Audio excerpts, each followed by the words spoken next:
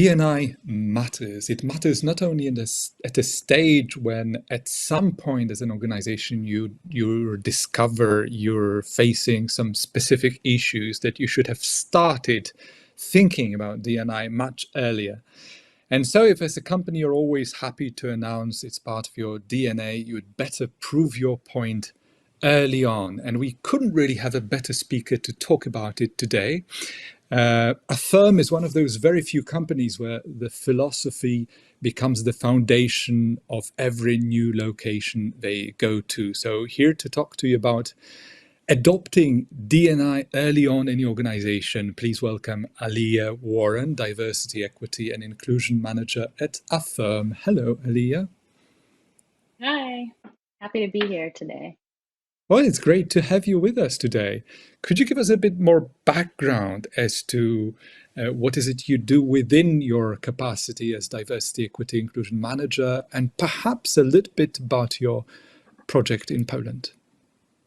Yeah, absolutely. So as the Diversity, Equity, and Inclusion Manager at Affirm, really I touch all things DEI after people join. So our overall DEI strategy, I create programs and help run them. I work with all of our different departments, engineering, legal, the people team, to make sure that DEI is really getting embedded across the company, and really try to push us forward in terms of DEI. And just background on me, I've been in the people space for about 10 years now, and then I've been doing DEI work for the past 6 years, and I've worked in big corporations, nonprofits, consulting firms. So I have a lot of experience in the space as well, and very excited to bring it to Affirm because they're so passionate and dedicated to DEI.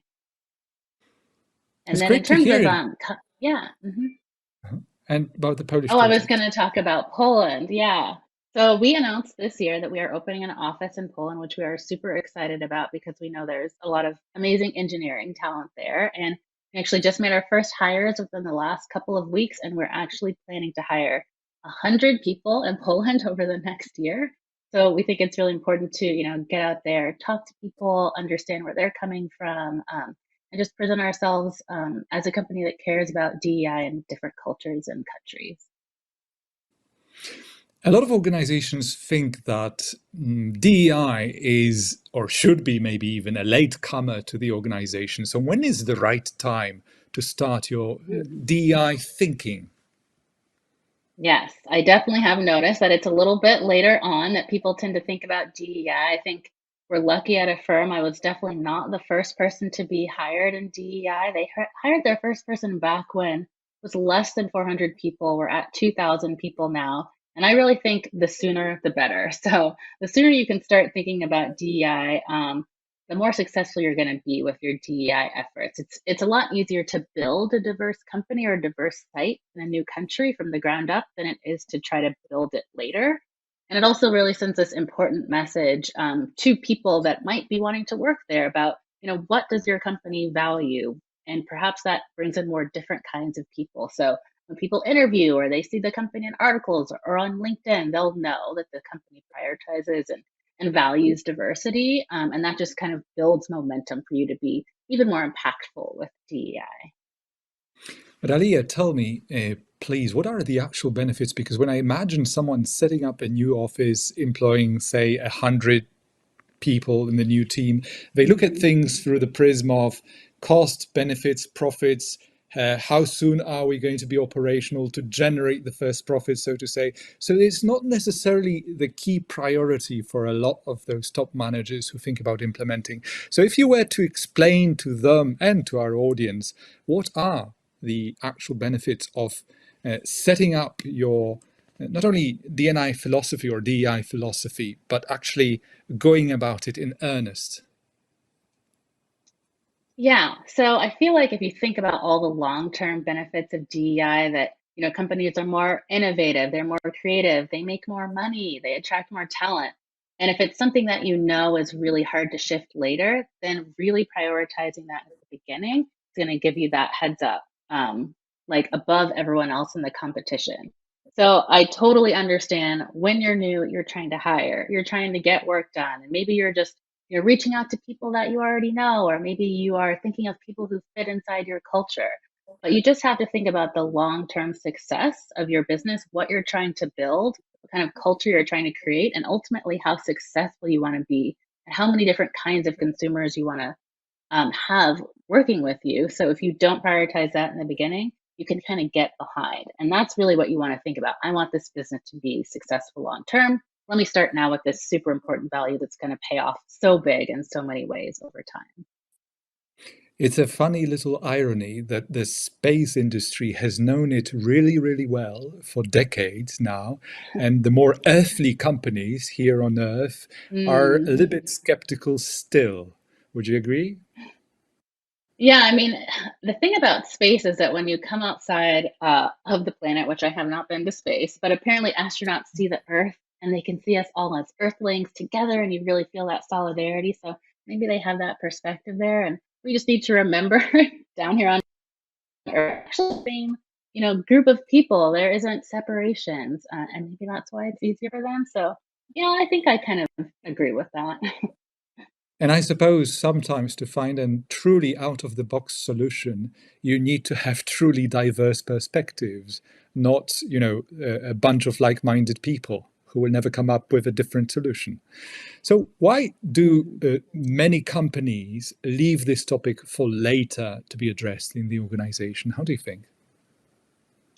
I think because it's very hard. So when companies are just starting out, they're trying to really hire people as fast as they can to really get work done to get their business off the ground. They're really focused on their product and being successful. And it can take time to make the effort and prioritize hiring different kinds of people and building a company that is inclusive and diverse.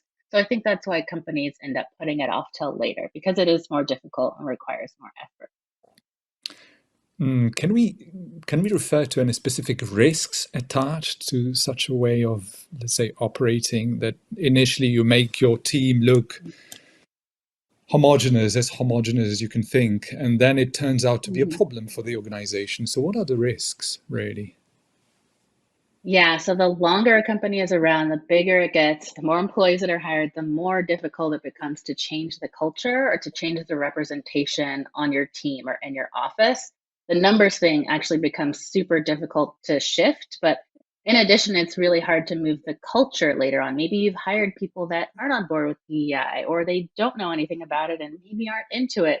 And that becomes a change management project rather than building it from the ground up. And people come in knowing that this is a priority and they're ready to be a part of it, but shifting later on is a big risk because it's extremely hard to do. And on top of that, you can probably expect a lot of resistance to some fundamental things. Is that the case? How do you Yeah, think? so yeah, DEI can be a difficult topic. People can become defensive, they can become nervous, they can just become sad. So I feel like it's easier to keep it all out in the open from the beginning than to try to put it on people later on because it's such a sensitive and difficult topic for a lot of people to talk about. Let's talk about for a moment about the cultural shift, so to say, when you have certain, let's call it D&I culture in America, Mhm. and then you want to go with it to a new continent, new culture, new geographic and cultural setting. To what extent do you bring this common denominator from the US, and to what extent do you try and make every effort to learn what matters locally? How do you bring the two together? Yeah, so we can't assume, that what works in one place will translate to another. There's a lot of differences, between countries and even between regions within countries when it comes to culture and demographics. And all of that really needs to be considered when you're opening a new office in a new place. However, we do have values at our company that are overarching over all regions. We have, diversity and inclusion initiatives and goals that are overarching. So we want to bring that to those countries in a unifying way, but we also want to make things work for different people in different countries because it really isn't all the same. So what's normal in America or what's known in America might not be the same in Poland and vice versa. So we want to make sure to do what works, where it works.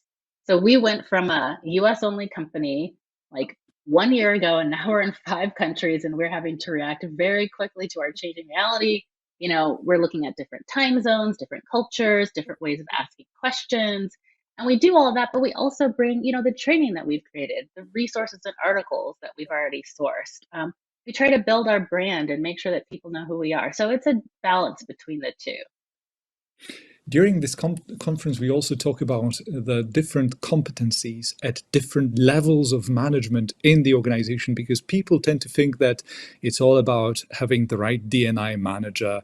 And it's quite vague often what these D&I managers, what their core competencies should be. And the more you talk about it, the more you find out or see that they should be really so talented across multiple disciplines that they should really be CEOs of those organizations. Yeah, there's a lot of different pieces that go into being a DEI person. It could be writing communications, it could be running trainings, it could be being a change management expert, it could be a coach to a CEO. So many different things. But I do want to point out that is far from a one person job or even a one team job. It's so important to have senior leaders and the CEO involved on really a day to day basis in DEI and behind DEI and understanding everything that's happening. You'll never be able to really get things done or push things forward if you don't have that senior leadership buy in. So at Affirm, we make sure that not just myself, not just my team who are great, are doing DEI work, but that our leaders are involved. We have a D&I steering committee made up of senior leaders from across the company. A dozen of them meet every 2 weeks to talk about anything and everything DEI, and then they push it out through their different departments. We have DEI working groups that literally any employee can join in their department to help work on very specific initiatives that impact their day-to-day lives at work in relation to DEI. And we just want to make sure it's something that's a part of all of our jobs and not just this one thing over here that my team does, even though we It's have great actually, expertise.